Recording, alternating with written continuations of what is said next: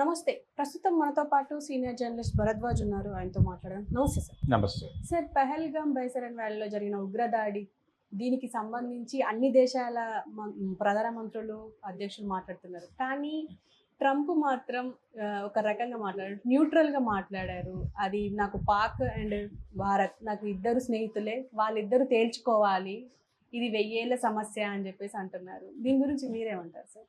1000 ఏళ్ల సమస్య ఏం కాదు ఇది. అంటే 1000 ఏళ్ళు అవ్వలేదు ఇంకా పాకిస్తాన్ భారతదేశం నుంచి విడివడి. కాబట్టి ఇంకా 100 ఏళ్ళు కూడా కంప్లీట్ కాలేదు. కాబట్టి అంత ఆవేశపడి ఆయన 1000 ఏళ్ళు అంటే ఇంకో 1000 ఏళ్ళు ఈ సమస్య ఇలాగే వర్ధిల్లాలని కోరుకుంటున్నాడేమో ఆయన, నాకు తెలియదు. కానీ ఇది వాస్తవానికి ఒకప్పుడు, ఇప్పుడు ఏకధ్రువ ప్రపంచం అంటున్నారు కానీ ఒకప్పుడు సోవియట్ రష్యాకి అలాగే అమెరికాకి మధ్య ప్రచన్న యుద్ధం నడుస్తున్న రోజుల్లో పాకిస్తాన్కి అనుకూలంగా అమెరికా వ్యవహరించేది. ఎందుకంటే భారత్కి అనుకూలంగా సోవియట్ వ్యవహరించేది. సోవియట్ భారతదేశానికి అన్ని విధాలుగా సహకారం అందించేది ఆ రోజుల్లో, ఇక్కడ కాంగ్రెస్ గవర్నమెంట్ నడుస్తున్నటువంటి రోజుల్లో. ఆ తర్వాత సోవియట్ రష్యా కుప్పకూలిన తర్వాత, ప్రపంచం ఏకధ్రువంగా మారిన తర్వాత అనివార్యంగా అమెరికాతో సత్సంబంధాల్లోకి ఇండియా కూడా వెళ్ళింది, వెళ్ళక తప్పలేదు. అంటే వరల్డ్ బ్యాంక్ రాజకీయాల్లోకి ఎప్పుడైతే భారత్ ఎంటర్ అయిందో, పివి నరసింహారావు గారి నాయకత్వంలో డంకెల్ డ్రాఫ్ట్ మీద సంతకం పెట్టి మార్కెట్ ఎకానమీలోకి భారతదేశం ప్రవేశించిన తర్వాత ప్రో అమెరికా యాటిట్యూడే నడుస్తోంది ఇక్కడ.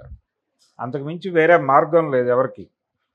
అమెరికా ఇండియాతోనూ పాకిస్తాన్తోనూ కూడా సమాన స్నేహమే నడుపుతోంది అప్పటి నుంచి. ఇద్దరితోనూ స్నేహం ఉన్నప్పుడు కూర్చోబెట్టి మాట్లాడే బాధ్యత తీసుకోవచ్చు తను. కానీ ఈయన ఈ మధ్యకాలంలో ట్రంప్ కొంత భిన్నమైనటువంటి ధోరణితో వెడుతున్నాడు.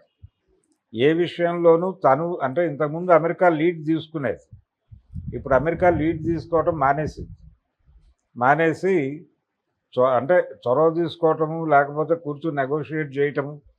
వీళ్ళు గల్ఫ్ వార్ తర్వాత ఈ నిర్ణయం తీసుకున్నారు.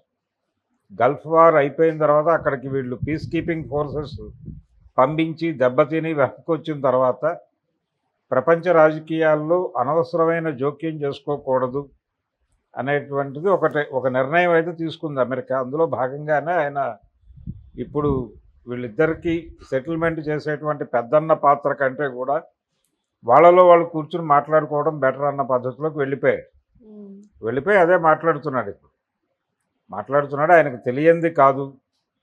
అంటే కాశ్మీర్లో ఎందుకు జరిగింది ఆ ఇన్సిడెంట్ అనేది స్పష్టంగా తెలుసు, అందరికీ తెలిసిన విషయమే.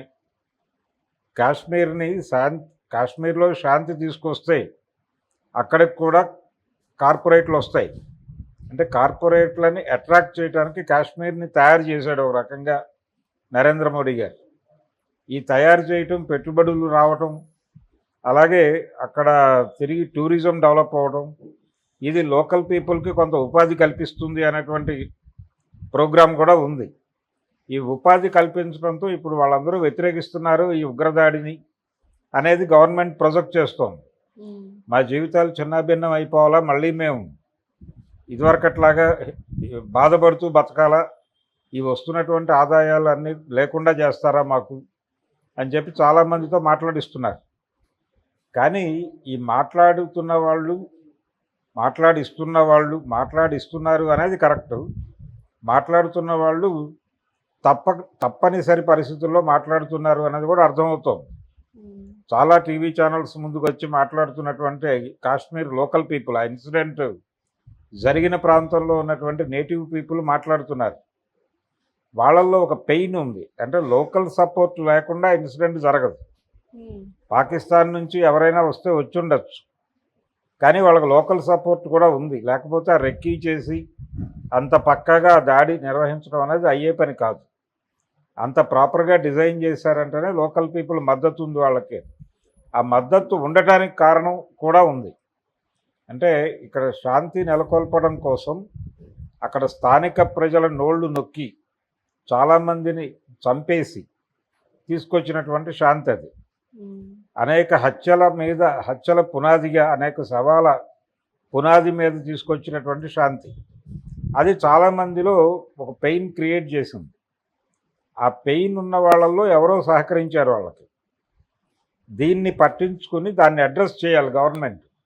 నిజంగా రాజ్యాంగం మీద నమ్మకం ఉంటే ఈ ప్రభుత్వానికి అక్కడ కాశ్మీరీ ప్రజల్ని సమావేశపరిచి వెంటనే వాళ్ళతో మాట్లాడి ఎందుకు ఇలా జరిగింది అంటే, ఎక్కడో చోట లోకల్ ఇంటర్ఫీరెన్స్ లేకుండా ఇది జరగదు అంటే, దాడులు చేయటం కాదు, ఇమ్మీడియట్గా ఎవరు చేశారు అక్కడ 3-4 ఇళ్ళు పేల్చేసింది గవర్నమెంటే, సైన్యమే పేల్చేశారు ఈ 3-4 రోజుల్లో. ఇళ్ళు పేల్చేసి అవన్నీ కూడా పాత రోజుల్లో ఆ ఇళ్లలో నుంచి కొంతమంది ఉగ్రవాదుల్లోకి వెళ్ళారు అనేది నెపం. ఆ నెపం వేసి ఒక 5-6 ఇళ్ళు పేల్చి పడేశారు అక్కడ. ఇది ప్రతీకార వ్యవహారం, ప్రతీకారం కాదు చేయాల్సింది. గతంలో ఆల్రెడీ ఇలాంటి పని చేసే మీరు ఈ పరిస్థితి తెచ్చుకున్నారు. ఇప్పటికైనా ప్రజల్ని కూర్చోబెట్టి, అయ్యా మీకు ఏమిటి సమస్య, ఎందుకు ఇప్పటికీ మీరు సహకరిస్తున్నారు వాళ్ళకి, మీకేం కావాలి అని అడిగి ఆ సమస్యలు అలా పరిష్కరించి వాళ్ళని సాధారణమైనటువంటి పరిస్థితుల్లోకి తీసుకురావాలి. ఆ తీసుకురావటం అనేది జరగల. ప్రతిదీ కూడా బలవంతంగా జరిగింది. ఈ బలవంతంగా జరగటము, అలాగే కాశ్మీర్ని బలవంతంగా ఇండియాలో కలిపేసుకునేటువంటి ప్రయత్నం చేయటం, అంటే అప్పటి వరకు కొంత ఏదో కాశ్మీర్కి ఒక ప్రత్యేక ప్రతిపత్తి అంటూ ఉండేది.